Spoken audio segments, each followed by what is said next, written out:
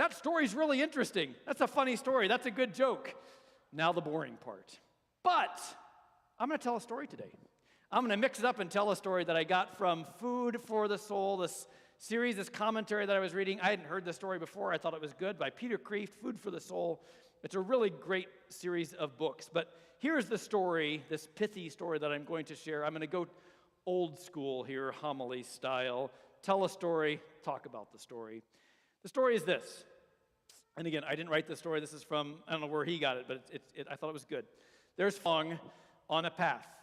And these 4 monks have all took the vow of silence. So they're not allowed to speak. So they're walking along, these 4 monks. And one of these monks, as they're walking along, stubs his toe. And he says, "Ow." To which the second monk says, "You idiot, you have broken your vow of silence." To which the third monk says, "You're a bigger idiot than he because you spoke up and condemned him for breaking the vow of silence." To which the fourth monk just sat there and smiled and said, "I'm the only one who didn't say anything." Pithy story, and I've been reflecting upon it because I think there's a lot there in that little story.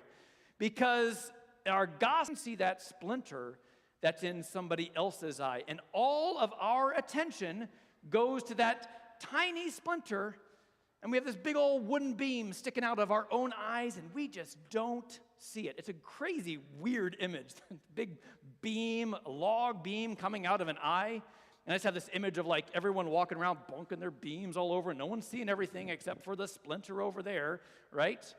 What we do is to examine our lives and to recognize, where do we need the healing grace of God? Where do we need to do greater self-examination?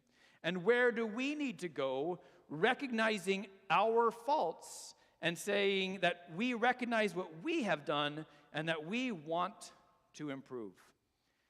I would say that a really good sign of someone who is, what do you make a good Catholic? Here, judging others. But what would be a sign of someone who is a good Catholic would be someone that does, in fact, regularly go to confession themselves, right? Because they recognize, they see how far we have fallen from grace, how far I have fallen from grace. I see this beam that's in my